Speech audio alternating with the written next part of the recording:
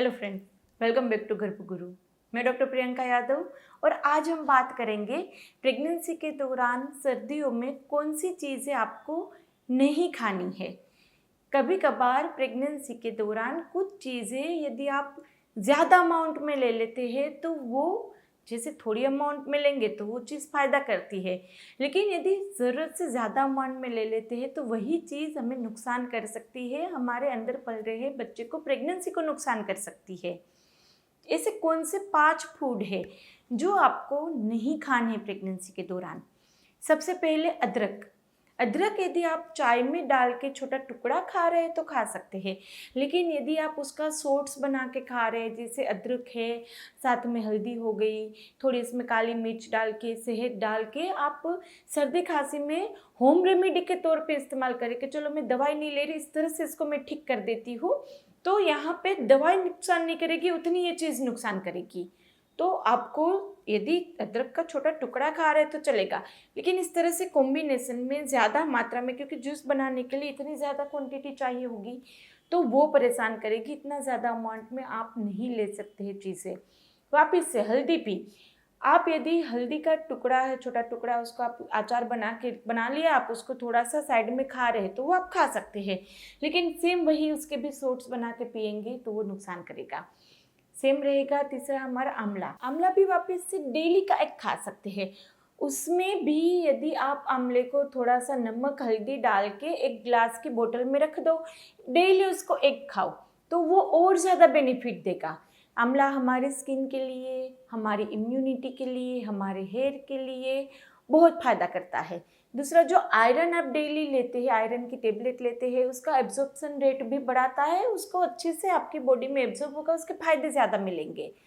तो हमारे लिए भी सेम, बच्चे के लिए भी वो बहुत ज़्यादा फायदा करता है, उसकी हेयर, उसकी स्किन, उसकी इम्यूनिटी अच्छी रहेगी।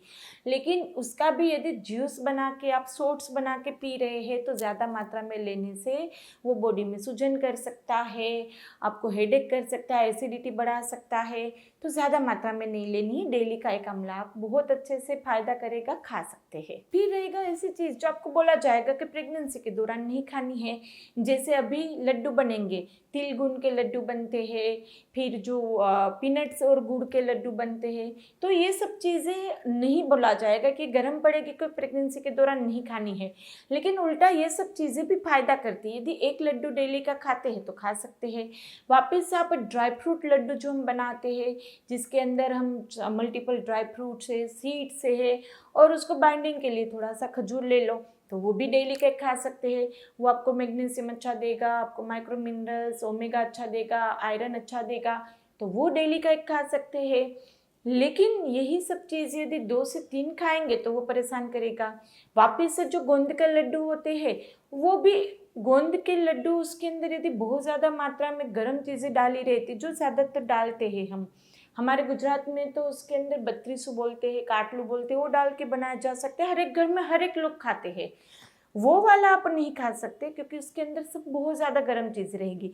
वापस से वो 9वें महीने में खाएंगे तो नॉर्मल डिलीवरी के रेट बन जाएंगे, लेकिन या आप उसको पूरे पहले महीने से 8वें महीने तक वो गोंद के गर्म लड्डू जो बनते हैं, मेथी दाना, उसमें बहुत ज़्यादा गर्म चीज़ें पड़ती है, जो वहाँ पे कभी कभी इनिशियल में और लास्ट में परेशान करेगी। 9वें महीने में आप खा सकते हैं, 1 के 8 महीने में आप गोंद मेथी के लड्डू नहीं खा सकते हैं। दूसरा, वहाँ पे जो साग रहते, जैसे ग्रीन लीफी वेजिटेबल्स हो गए, साग आप उसका जूस बना के नहीं पी सकते। जैसे पालक हो गया, बीटरूट थोड़ा डाला और उसका जूस बना के पी लिया, तो उसको आप कच्चा नहीं पी सकते क्योंकि वो आपको डाइजेस्ट इतना अच्छे से नहीं होगा। उसको आप थोड़ा सा गर्म पानी में डाल के, थोड़ा सा बॉईल करके, पका के बाद में उसका जूस बना के पियो या सब्जी बना के खाओ तो खा सकते हैं। लेकिन ये जो वैरायटी वाले साग मिलते हैं, उतने ही अच्छे अच्छे बेनिफिट है। वापस से वो आयरन लेवल अच्छा करता है, आपका खून अच्छा करेगा, डिटॉक्स करेगा, बच्चे के अंदर भी इम्यूनिटी बढ़ाएगा, उसकी खून भी अच्छी करेगी, उसको भी डिटॉक्स हो जाएगा। तो साग सब खा सकते हैं, लेकिन प्रॉपर उसकी सब्जी बना के खा सकते हैं, या फिर उसका जूस बनाना है तो भी उसको अनकुक्ड नहीं खा सकते, उसको थोड़ा सा बॉईल करके बाद में खा सकते हैं, क्योंकि अनकुक्ड होता है वो कभी कभी डायरिया कर देता है, इंडाइजेशन कर देता है और पचने में दिक्कत करेगा, तो वापस से आप प्रेगनेंसी में परेशान हो जाएंगे। सेम इसी तरह से यदि आप स्प्राउट्स वगैरह भी खा रहे हैं तो उसको भी आप कच्चा नहीं खाएंगे, उसको भी 2-3 सीटी मारेंगे कुकर में, बाद में खाएंगे। दूसरा जो फिश वगैरह है, अंडा वगैरह है, वो भी आप अनकुक्ड नहीं खा सकते, हाई मर्क्यूरी फिश नहीं खा सकते हैं, वो भी वापस से आपको प्रॉपर पका के खानी है। अंडा भी आप खा सकते हैं लेकिन वापस प्रॉपर आप पका के उसको बॉईल करके खाओ, या ऑमलेट बना के खाओ, या सब्जी बना के खाओ। तो दूसरा ये भी है कि कोई भी चीज़ आप वहाँ पे प्रेगनेंसी में खाओ वो अनकुक्ड नहीं होनी चाहिए, अच्छे से साफ करके अच्छे से कुक करके खाएंगे तो डाइजेशन आपका इजी रहेगा। दूसरा, इसके अलावा आपको कुछ और पर्सनल क्वेश्चन है तो आप हमें कमेंट बॉक्स में पूछ सकते हैं, हम आपको गाइड करने की ट्राई करेंगे। आपको वीडियो अच्छा लगे तो उसको लाइक करिए, ज़्यादा से ज़्यादा लोगों को शेयर करिए ताकि उनको भी नॉलेज मिले, और ये सब्सक्राइब कर लीजिएगा, आपके लिए बिल्कुल ही फ्री है ताकि अच्छे अच्छे प्रेगनेंसी रिलेटेड वीडियोस आप फ्री में देख सके। तो चलिए फ्रेंड, फिर जल्दी से मिलेंगे, तब तक के लिए stay healthy, stay happy, bye.